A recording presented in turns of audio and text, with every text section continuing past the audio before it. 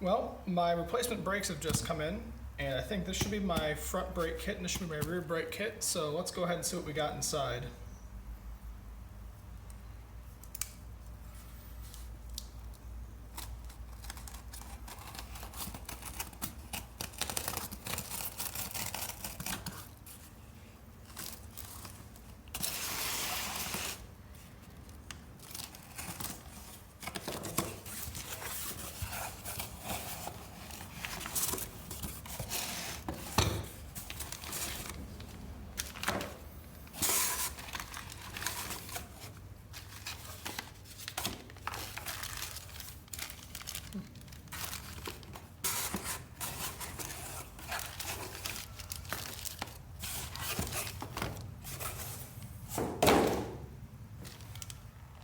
Alright, well,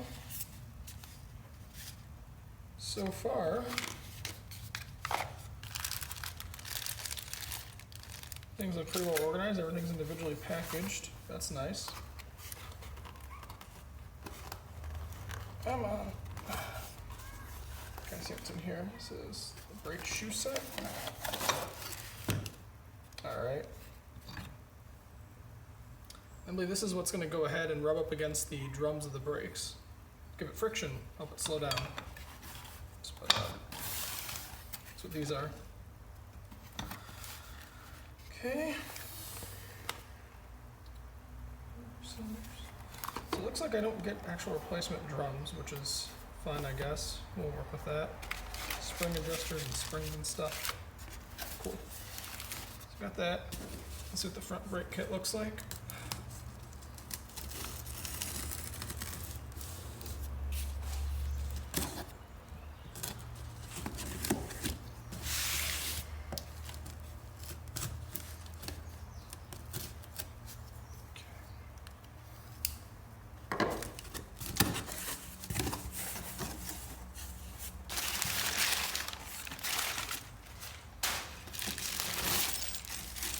More brake line tubing, bunch of nuts.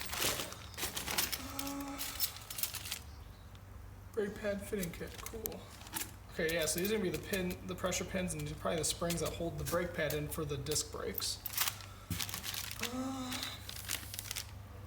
Caliper repair kit. Let's see the caliper. We'll see how that works. Brake pads. Callahan brake pads. I wish they were. I'd buy Callahan brake pads. I hear the guy can sell a ketchup popsicle to a lady in white gloves. Alright. Let's see what we got.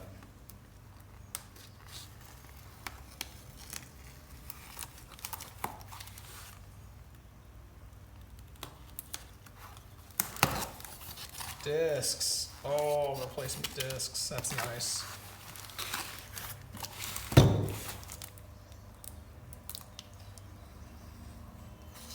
Hopefully I don't need to replace the drums on my drum brakes since I don't have replacement drums. But we'll find out, right? This is an adventure. Yep. Okay. So I think I want to focus on the rear drum, drum brakes first, because I'll be able to test that pretty easy. I can just essentially engage the emergency brake, and if it breaks, then I'm in business. So look at what we got here.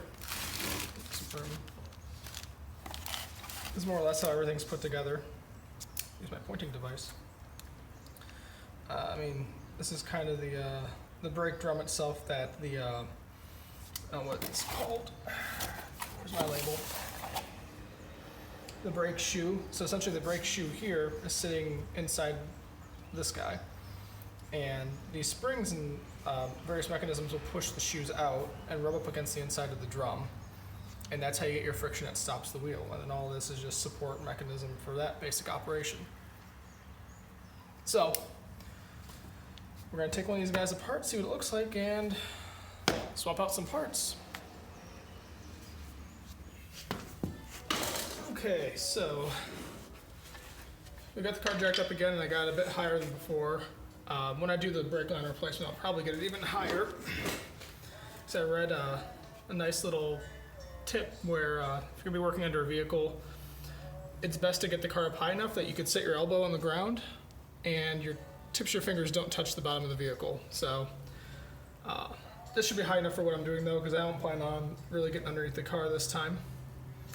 So first thing we gotta do is we gotta remove this drum, this brake drum. Now I was looking at the workshop manuals and stuff, and it mentions that there should be 2 screws here that need to be removed, and then this drum should slide out. I gotta set the camera over here so I got some room to work. But sadly, or surprisingly, I don't know, there's no screws. This guy also isn't really coming off.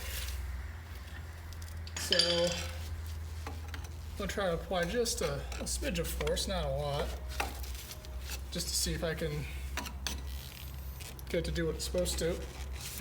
Just slide the heck off.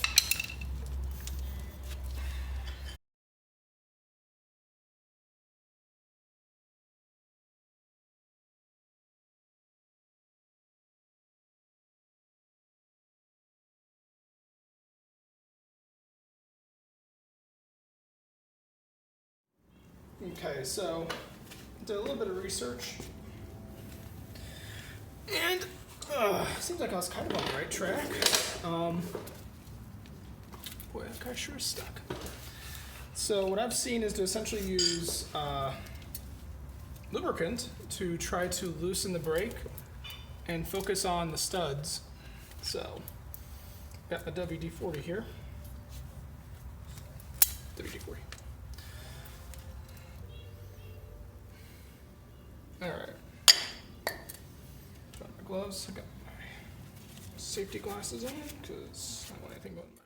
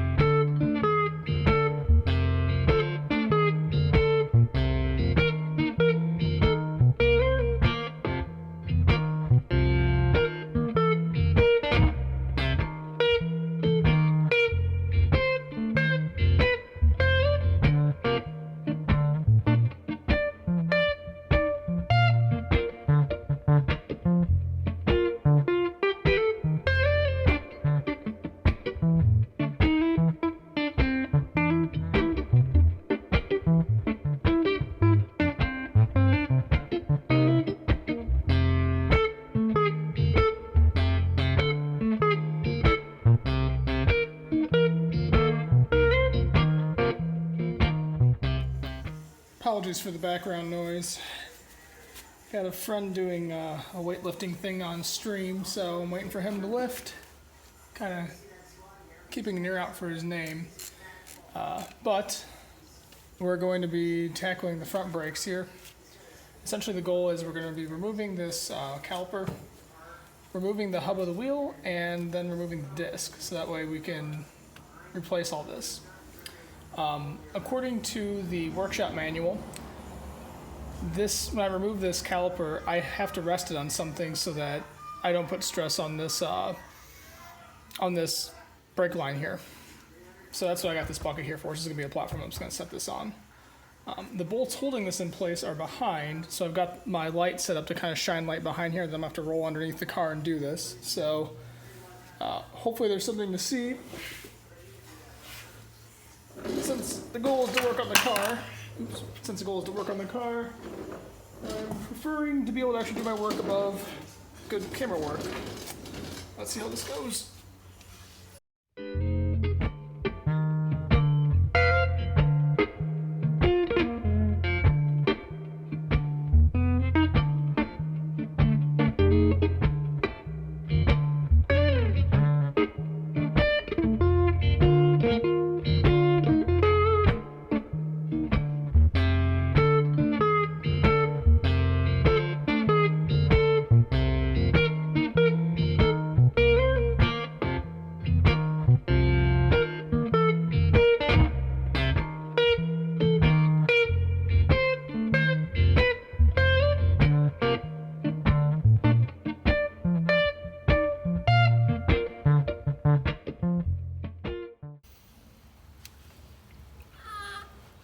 Oh, good lord. Sorry, camera.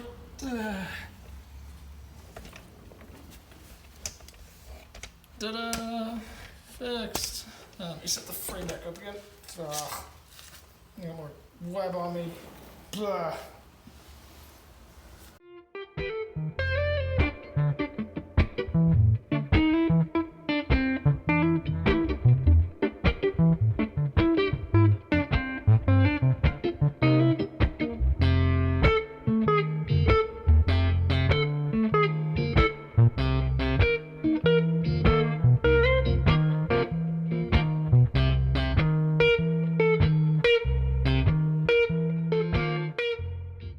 Okay, I'm gonna come out to the front just in case this thing falls when I remove this bolt.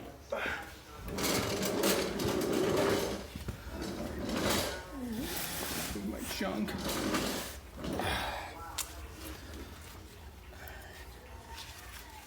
There's my bolt.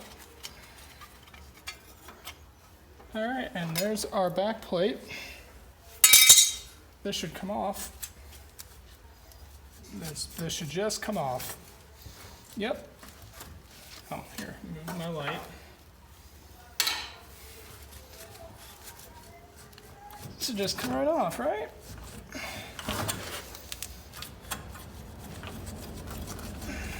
I am glad I'm wearing gloves for this. Come on, we almost got it. Come on, Cowper. Yeah. Yeah, see, that's pretty heavy because it's just a big thing of steel.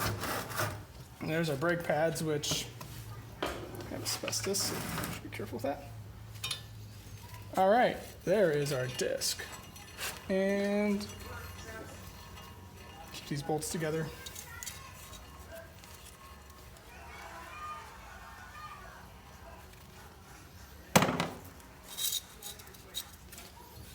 Okay, so see if I can throw some light up there.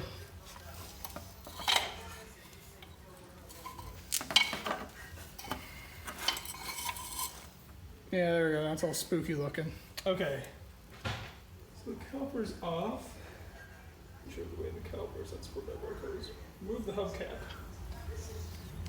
I'm supposed to remove that hubcap. How the devil do I do that?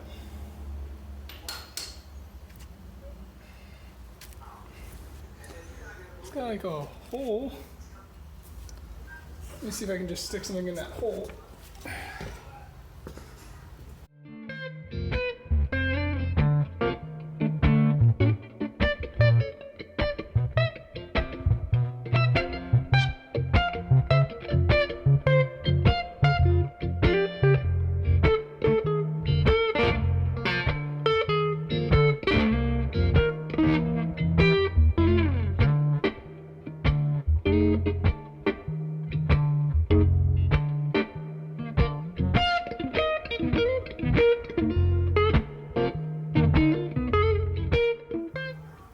So I've been messing with this for the past hour and a half, 2 hours. I've seen suggestions where you're supposed to take a screwdriver and a hammer and just kind of tap out this this cap. Apparently the way this is originally supposed to be taken out is you've got this hole here and you put a bolt in it and then yank it out with the bolt. But that can often strip and this thing looks like crap. So tried pliers and stuff. I think I'm gonna have to stop at the hardware store tomorrow, see if I can get some screws and nuts, or screws and bolts, and see if maybe I can use that to get this out, because this ain't coming out. It also means now that I am stuck on both the rear and the front, and that's kind of frustrating, because I was hoping to get some work done today. Well, we'll see what tomorrow brings. Alright, we just made a big step of progress screwing around with this front brake. So I have this here hubcap sitting on the brake here, and I had to get it off. But you can see by that discoloration just how deep that was set inside of this ridge right here. There's a lot of friction because it's a very tight fit. So there's a problem about trying to get this out.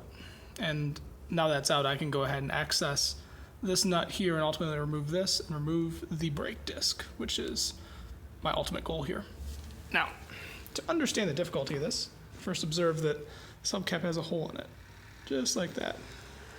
You can see that it's a little beat up around the hole, and there's some marks on it. So I was reading online about getting this thing out, and the very first suggestions I saw were either take a hammer and a screwdriver, and not a screwdriver. So you take a screwdriver, and while this is sitting on the wheel, try to tap it with a little bit of forward momentum and try just to inch it out little by little. And I managed to do a little more than just kind of beat the hell out of this hubcap. So that didn't work. Next steps, which were, I guess, what the hole in here was originally intended for, was to thread a screw in here. Essentially tighten it, and it would make its way inside the hubcap and press against the nut that this is sitting over. And then as you continue to tighten, the threads should pull the hubcap out. Well, this car is 1 million years old, and there's a lot of friction here. So all that managed to do was really strip and bore out this hole more, which is why it looks like hell. And the way I did that is I essentially went and found some hex-headed screws at Home Depot, and the only ones I could find were these self-drilling ones. So I took Mr. Dremel over here. Yeah, Mr. Dremel. And I would cut off the self-drilling portion to get a nice flat edge because I didn't want to damage anything that the hubcap was covering. So you can see, yeah, I just kind of cut that off. And so that bore a bigger hole, so I got a bigger screw. And these were, again, those pointed, so I dremeled it off, bore a bigger hole. Finally, I was like, screw this, this sucks. There's got to be a better way. Enter these hooks. So I was essentially, I would paste down every hole in Home Depot trying to think of something, and then I saw this and I thought, I might be able just to pull it out. So I went ahead and, using my Dremel, I shortened one of these edges so that it had enough length to actually hook inside. Essentially, try to do this one handed, sorry. Took it, hooked it inside. It got about that far realistically, and I just tried tugging on it. Well, I couldn't apply enough force. So next I ran a screwdriver through the hook to get better grip and give some more force. That still didn't work. What did work though, and I'm starting to think that this is probably the most valuable tool in the workshop, but a plank of wood. Use this to brace getting the tires off initially to give some friction, and now it came to use here. So actually I'd best demonstrate over by the wheel. So I want to use my claw hammer and get real good leverage, because that's the whole point of the claw portion of the claw hammer. The problem was, when I would do this, the thing that it was fulcruming against was the hubcap, so that wasn't going to work. I wasn't going to be able to pull the hubcap out. But we do have these screw threads right here that are pretty solid. So what I did was, I placed the plank of wood against those screw threads. Claw goes here, going into the hubcap. Let's see if I can continue to simulate this. Let's imagine that this plank of wood is sitting vertical across those screw threads. Well, I don't have depth perception when I'm looking at this. Claw came in like this, fulcrum against the wood, and just yank and popped right out. So now, you can see it undid the S on this a little bit, so I wonder how much mileage I'm going to get out of this method. But there's only one more of these, and that's on the driver's side. So at least now I have a method of getting this thing out that's not insane. So one down. Now, the other brake issue I still have is the rear drum is still solidly stuck on here despite all the oiling and hammering in the world. It could very well be that the brake is just fully engaged, because Steve had said he was going to attempt an adjustment to fully engage the brake. So I've ordered several parts. I've ordered a wrench specifically that'll fit over the adjustment nut behind the rear brake drum. And I've also ordered it's a clamp that has 2 hooks that can go on either side, and then it presses against the middle here. And since this is a separate piece from the drum, that should apply sufficient force to pull the drum out. So the idea is I'm going to go ahead and loosen that as much as possible, see if that works. put the clamp on, apply some force, try to work it off using a combination of this and a soft-headed hammer. If I still have trouble, the last resort I have, which is, I've seen several people on the internet do this, blowtorch. Heat the metal so it expands, hopefully separate anything rusted from anything else that's rusted. So we got some options ahead of us, but at least we can finally make some forward progress on the front brakes. Okay, so it's been a couple weeks, and I had to wait for some parts to come in, but now we are ready to continue with our drum shenanigans, or rather our drum brake shenanigans, and that light is awful. So, this drum brake is still stuck pretty good, but I got a couple ideas. Firstly, I got this handy dandy wrench that you can use to adjust an adjustment nut on the back of the brake drum, and you can see it's square, so it's not your normal hex shape. And there's two sizes here, one of them ought to fit the back. So we're gonna try just adjusting that, and that moves the brake shoe in and out. And I suspect right now it's adjusted to pretty much press against the inside of the drum, which is what's keeping it on. So if that works, then we're good. Now, if I make that adjustment and the drum is still stuck, I've also got a drum brake puller. Let's see this handy dandy picture here. Essentially, you've got the threaded rod, which sits in the middle, grips from the outside edge, and then you twist and torque, and it pulls the drum out, and there's even a stabilizing strap, and that's what all this stuff is. And you can see from the way the drum brake is shaped how that works. Essentially, you've got this outer lip that's going to grip onto, and this center here is not a part of the drum, so it should just bring it all out. And if there's some rust, we got a soft-headed mallet to kind of just hopefully gently bring everything loose. If neither of those things work, then the next step is probably to apply some heat to the drum to try to expand the metal. I'm really not looking forward to that, so hopefully we don't have to go that far. So next, let's try a wrench. Okay, so this is kind of a tight spot, but I'm gonna try this with the viewfinder. So you can see, this right here is our adjustment nut right here in the back. And this wrench, you see the viewfinder is surprisingly challenging. Give me a second. So I need to be able to see. Okay. So you can see that fits right into that square ending right there. Maybe if we pull back. So it should turn one way or the other. And I'm also on wheels right now, so.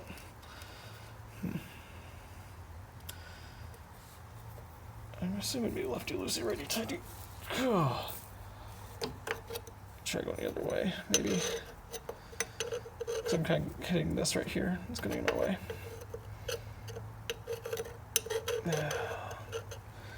Car repair was not made for photography.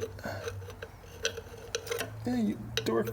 Hey, internet. Watch me try to get a wrench onto a nut. Okay. So. It's kind of stuck either way you go. I'm not sure which way the right way is. Alright, I'm gonna need to use all of my focus to get this. So essentially, we're gonna try turning this wrench to adjust that nut. Let's see what happens. So, I started using my wrench, applying force one way, then the other way, because I was trying to kind of figure out what was loose and what wasn't. And the end of the nut snapped off. So, let's try the clamp.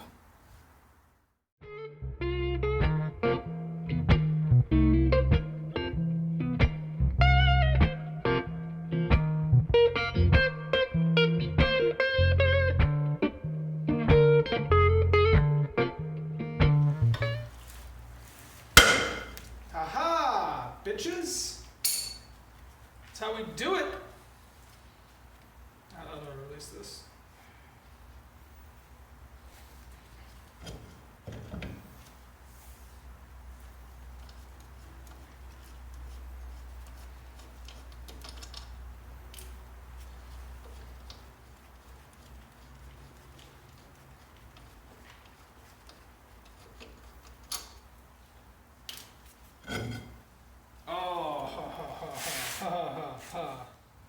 All right, so now we've got the drum off. Yes. And what we can see here then is we've got the brake shoes right here. These are these pad looking guys.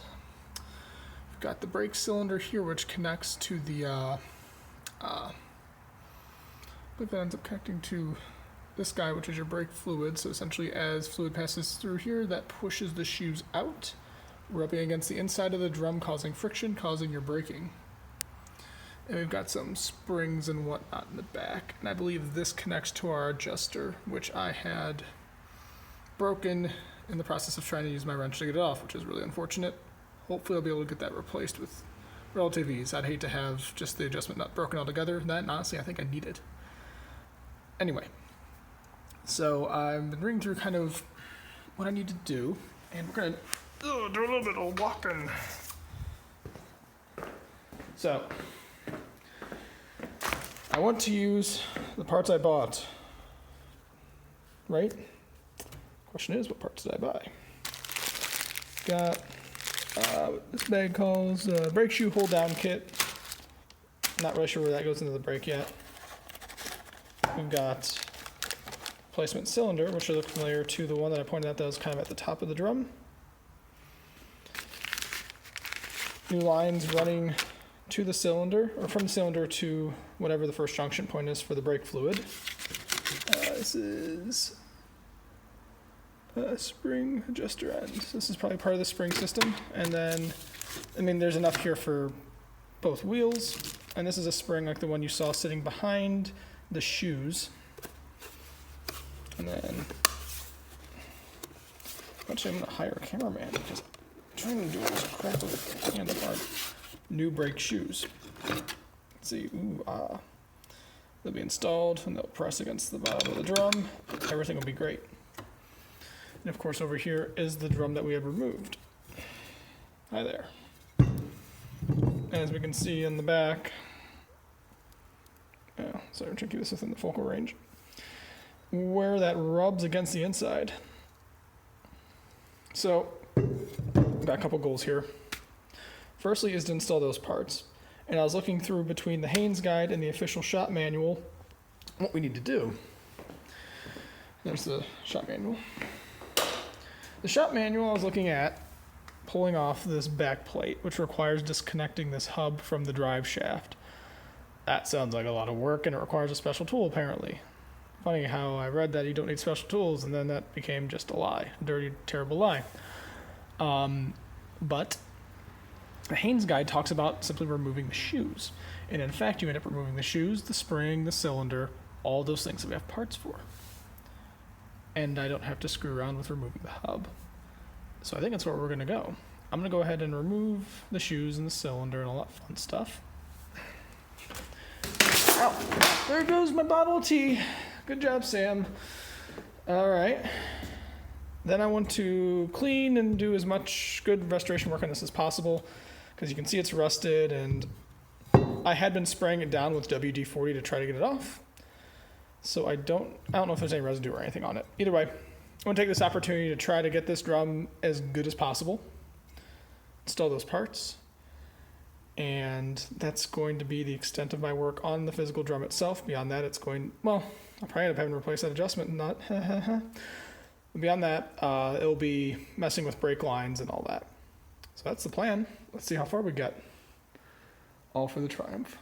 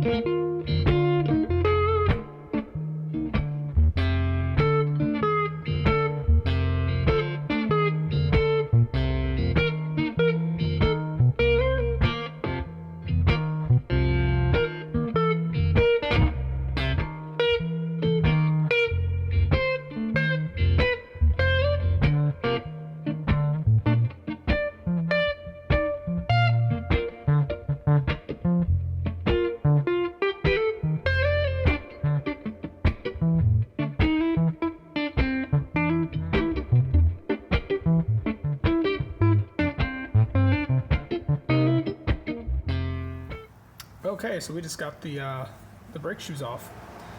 So what exactly we did,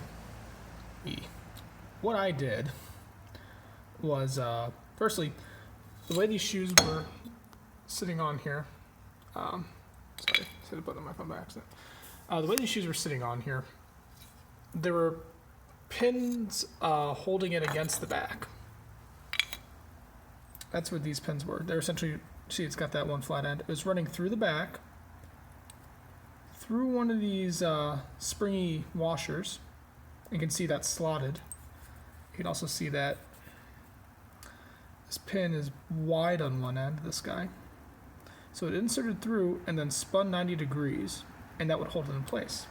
Essentially, the spring would press against the shoe and against this little notched area of the pin, and that would hold it in.